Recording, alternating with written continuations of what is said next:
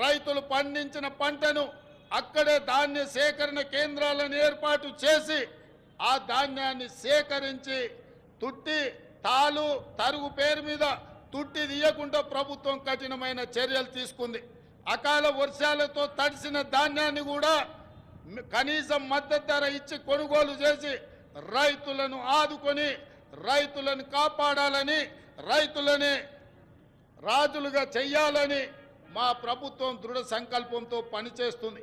ఇదే కాదు, ధరణి విషయంలో కూడా చాలా సమస్యలు, లక్షలాది సమస్యలు మా దృష్టికి వచ్చినాయి. వాటిని పరిష్కరించడానికి ధరణి విషయంలో కూడా ఒక కమిటీని ఏర్పాటు చేసి ప్రతి సమస్యను పరిష్కరించి ధరణిలో జరిగిన లోపాలను సరిదిద్ది ప్రతి రైతుకు ప్రతి వాడికి మేలు జరిగే విధంగా ధరణి ప్రక్షాళన కార్యక్రమాన్ని మా ప్రభుత్వం తీసుకొని ముందుకు వెళ్తుంది. అదేవిధంగా మిత్రులారా, రాష్ట్రంలో విద్యుత్ సరఫరా నిరంతరాయంగా 24 గంటలు అందిస్తున్నామని చెప్పడానికి నేను గర్వపడుతున్నాను.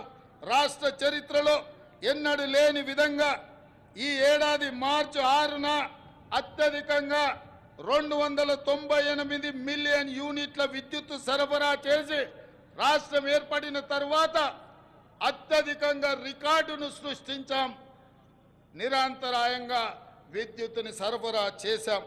పేదల గృహాలకు, వ్యవసాయానికే కాదు భూమి లేని నిరుపేదలకు ప్రతి ఇంటిలో వెలుగులు చూడాలని, వాళ్ళ కళ్ళల్లో ఆనందం ఉండాలని ప్రతి పేదవాడికి 200 యూనిట్లు ఉచిత విద్యుత్తును అందించి పేదవాళ్ళకు అండగా నిలబడి ఈరోజు మా ప్రభుత్వం ముందుకు సాగుతున్నది. అదేవిధంగా మిత్రులారా, పెట్టుబడుల విషయం, రాష్ట్రంలో పెట్టుబడులు తీసుకొచ్చి తద్వారా ఉద్యోగ ఉపాధి అవకాశాలు కల్పించి రాష్ట్ర ఆదాయాన్ని పెంచి పేదలకు పంచాలన్న లక్ష్యంతో దావూస్ పర్యటన మా మంత్రి సహచరులతో పర్యటన చేయడం జరిగింది. ఈ పర్యటనలో 40,000 కోట్ల రూపాయలకు సంబంధించిన పెట్టుబడుల ఒప్పందాలు రాష్ట్ర ప్రభుత్వం చేసుకున్నది. ఇది పెట్టుబడుల ఆకర్షణలో ఒక గొప్ప రికార్డు. ఈ ఒప్పందం కార్యరూపం దాల్చే కార్యాచరణ మొదలు పెట్టాం. తద్వారా మన యువత ఉపాధి ఉద్యోగ కల్పనలు ఈ ప్రభుత్వం కంకణబద్ధమై ఉంది. అదేవిధంగా మిత్రులారా, మహాలక్ష్మి పథకం, మహాలక్ష్మి ఈరోజు నాకు చాలా ఆనందంగా ఉంది.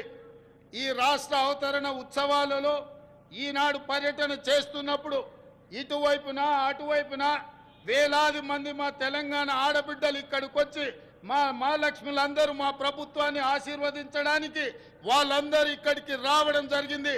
మనస్ఫూర్తిగా వారికి ధన్యవాదాలు తెలియజేస్తూ మహాలక్ష్మి పథకం ద్వారా 1 కోటి మంది ఆడబిడ్డలను కోటీశ్వరులను చేయాలన్నది మా ప్రభుత్వ సంకల్పం.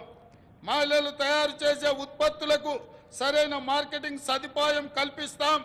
వాళ్ళ ఉత్పత్తులను మార్కెటింగ్ చేసుకోవడానికి హైటెక్ సిటీ పక్కన శిల్పారామం దగ్గర 3 ఎకరాల స్థలాన్ని, వందలాది స్టాళ్లను పెట్టుకోవడానికి వాళ్ళకి స్థలాన్ని కేటాయించడం జరిగింది. ఏ ప్రాంతంలో అయితే విప్రో, ఇన్ఫోసిస్, ఐటీ కంపెనీలు ఉన్నాయో ఆ పక్కనే మా ఆడబిడ్డలకు గ్రామీణ ప్రాంతాలలో వారు చేసిన ఉత్పత్తులను అమ్ముకోవడానికి శిల్పారామం పక్కన 3 ఎకరాల స్థలాన్ని కేటాయించాం.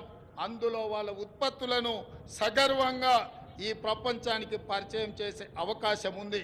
ఆ విధంగా మా ఆడబిడ్డలను పారిశ్రామికవేత్తలను చేసి కోటీశ్వరులుగా మార్చాలనే సంకల్పం మా ప్రభుత్వం తీసుకున్నది. మా ఆడబిడ్డల ఆశీర్వాదం మాకు ఎప్పుడు ఉండాలని నేను వారికి విజ్ఞప్తి చేస్తున్నా.